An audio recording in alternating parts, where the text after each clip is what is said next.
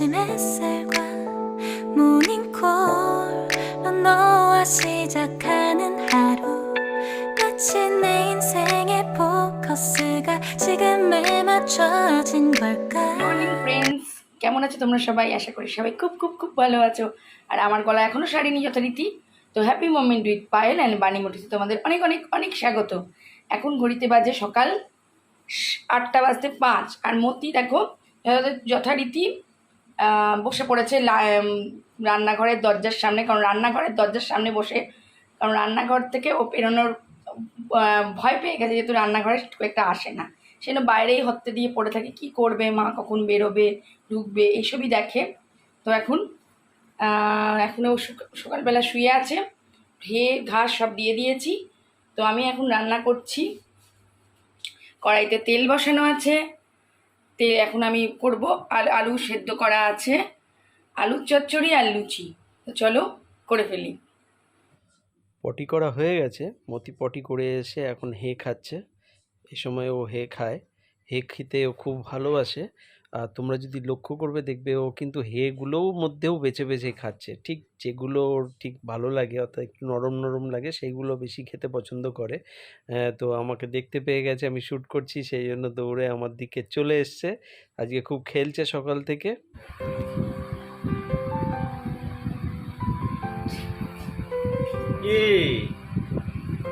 হ্যাঁ, আমি শ্যুট করছি।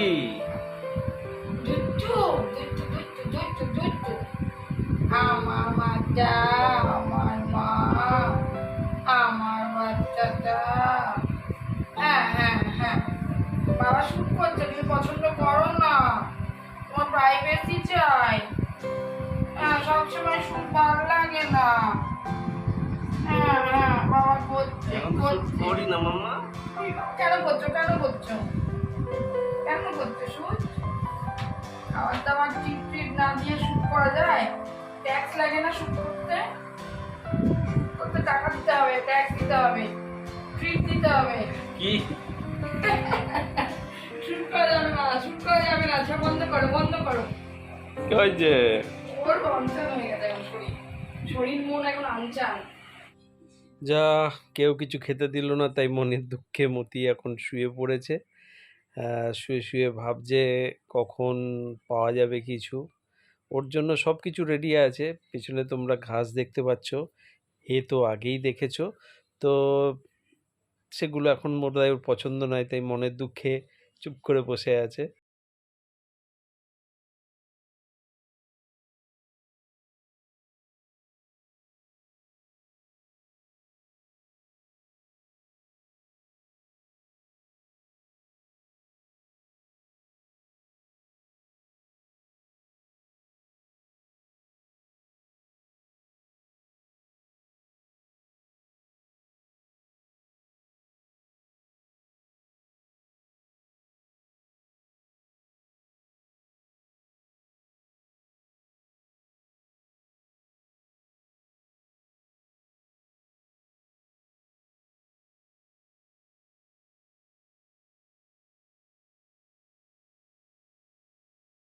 গুড মর্নিং ফ্রেন্ডস, কেমন আছো আর তোমরা সবাই? আশা করি সবাই খুব ভালো আছো, সুস্থ আছো।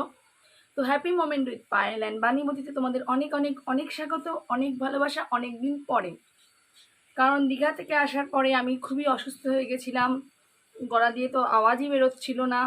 অনেক কষ্টে আবার নতুন করে মানে ডাক্তার দেখিয়ে অ্যান্টিবায়োটিক স্টার্ট হয়েছে, আবার একটু গলার আওয়াজ বেরিয়েছে। আজকে মনে হয় একটু বেটার আছি, তাই জন্য আজকে থেকে আবার আজকে একটা ব্লগ বা ভিডিও যাই বলো সেটা স্টার্ট করছি। সকালবেলা তোমাদের দেখালাম মতি কি করছে না করছে। তো মতি তো সকালবেলাটা ভীষণ দুষ্টুমি করে, আর গলার ভয়েসটার জন্য তোমাদের কাছে আগে আবার সরি চাইছি। তো মতি তো সকালবেলাটা খুবই দুষ্টুমি করে, ইচ্ছা করে, এখন নতুন হয়েছে, ইচ্ছা করে এখানে ওখানে দুষ্টুমি করে পটি করে। তো এগুলো তো চলতেই থাকে। আর আমারও শরীর অসুস্থ থাকার কারণে মতির কিছু জন্য খুবই অসুস্থ, মানে মতিকে দেখাশুনো করাটা খুবই অসুস্থ হয়ে গেছিলাম, তো সেই কারণে একটু কষ্টই হচ্ছিল। যাই হোক, যেটা তোমরা থাম্বনেল আর টাইটেল দেখে বুঝে গেছো আমি কী বিষয়ে বলতে চাইছি। হ্যাঁ, তোমরা ভাবছো কি দিদি কী বলছে, দিদি মতিকে যারা এত ভালোবাসে সে এই অ্যাডপশনের কথা বলে ফেলছে। তো সত্যি কথা ওদিকে অ্যাডপশনের কথা আমি স্বপ্নেও ভাবতে পারি না, কিন্তু কিছু পরিস্থিতির জন্য এবারে আমার মাথায় এসছে মানে ভাবতে, মানে আমি একটু ভাবনা চিন্তা করতে শুরু করেছিলাম, মানে কিন্তু পারবো না সেটা জানি আমি, তাও মানে চিন্তা ভাবনা আমাদের আমি হাজব্যান্ডের সঙ্গে বা আমরা হাজব্যান্ড মানে একটু বলা বলি করছিলাম, কারণ কিছু কারণ মানে এতটাই অসুস্থ হয়ে গেছিলাম যে আমি তো, তোমরা বলবে দিদি তুমি তো দীঘায় গেছিলে, হ্যাঁ আমি অসুস্থ ছিলাম। তারপরে আমি দীঘায় যেতে বাধ্য হয়েছিলাম, কারণ ঘুরতে নয়, তোমরা জানি আমি দীঘা 1000বার গেছি, কোনো ঘোরার পারপাসে না। এবার আমার হাজবেন্ড নতুন ট্রাভেল এজেন্সি স্টার্ট করেছে, যেটা ওর মানে কিছু মানে কলিগরা মিলে, ওদের অফিসের কলিগরা মিলে এই বিজনেসটা স্টার্ট হয়েছে। তো সে কারণে এই প্রথম ট্যুর ছিল, ফার্স্ট ট্রিপ ছিল ওদের এই ট্রাভেল অ্যান্ড সেন্সেশনের পক্ষ থেকে ফার্স্ট ট্রিপ ছিল, মানে এই ট্রাভেল এজেন্সির পক্ষ থেকে। সে কারণে আমাকে যেতে বাধ্য হয়েছি আমি, মানে যেতে হয়েছে। তো সেই কারণে আমাকে যেতে হয়েছে। তো কিছু ভিডিও করার দরকার ছিল, তোমরা পেয়েছোই।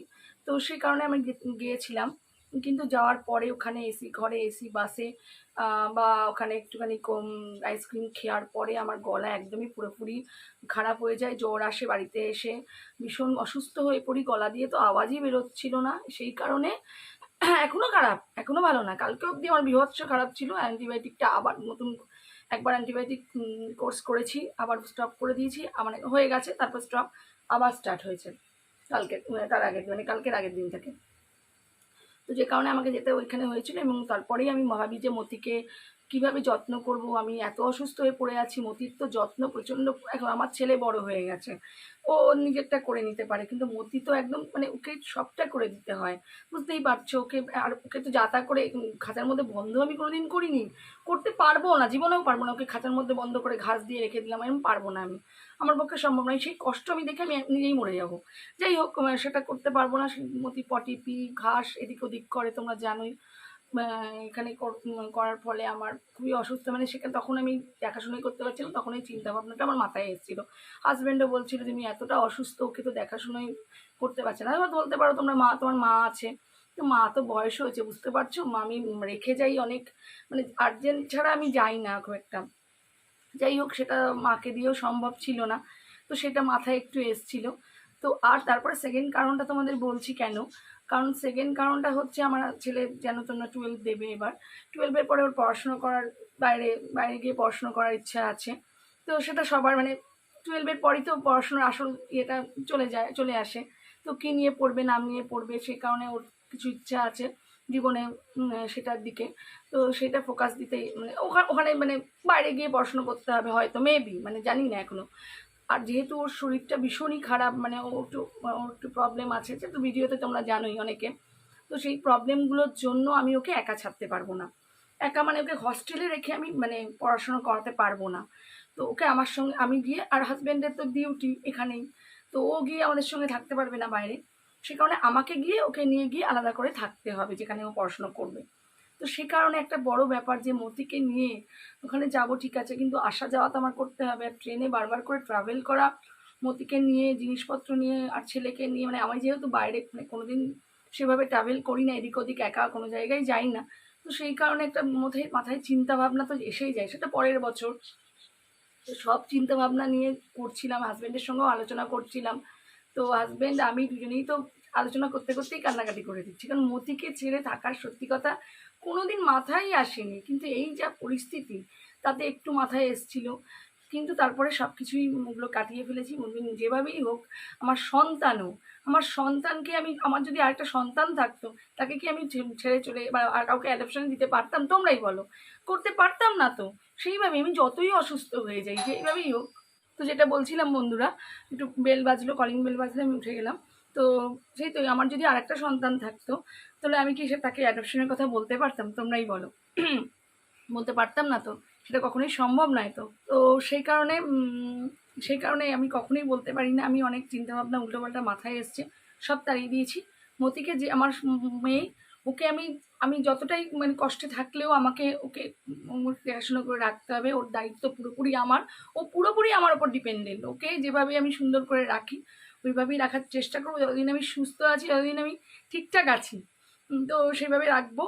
আর কোথাও গেলেও মানে আমি যদি ছেলের সঙ্গে বাইরেও যাই তো সেভাবে আমাকে নিয়ে যাব, সেগুলি অনেক প্ল্যান মানে মাথায় চিন্তাভাবনা আছে। এরপরে ভগবান জানে কখন কি হয়, কিছু বলা যায় না। যাই হোক, সেটা মাথায় চিন্তাভাবনাগুলো উল্টোপাল্টা এসছে বলে এই কথাটা বলতে তোমাদেরকে বললাম।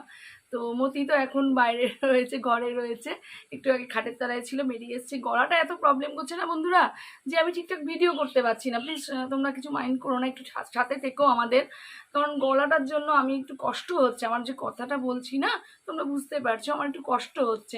একটু মানিয়ে গুছিয়ে নাও, আমি ঠিকঠাক হয়নি, মানে মাস 2-1 ধরে আমার গলাটা ধরা, বুঝতেই পারছো ভীষণভাবে মানে প্রবলেম হচ্ছে, কিছুতেই কমছে না। ব্যাপার নিচ্ছি, ওষুধ খাচ্ছি, তাতেও কমছে না, জানি না কি হবে। তো যাই হোক, এই আর মতিকে তোমরা মতিকে দেখাই মতি কি করছে, চলো। 눈 뜨면 눈부신 아침 햇살과 모닝콜로 너와 시작하는 하루, 마치 내 인생의 포커스가 지금에 맞춰진 걸까. 따뜻한 모닝커피의 향기가 오늘 하루도 날 기대하게 만드는 걸. 우리 오늘은 또 어떻게 지낼까.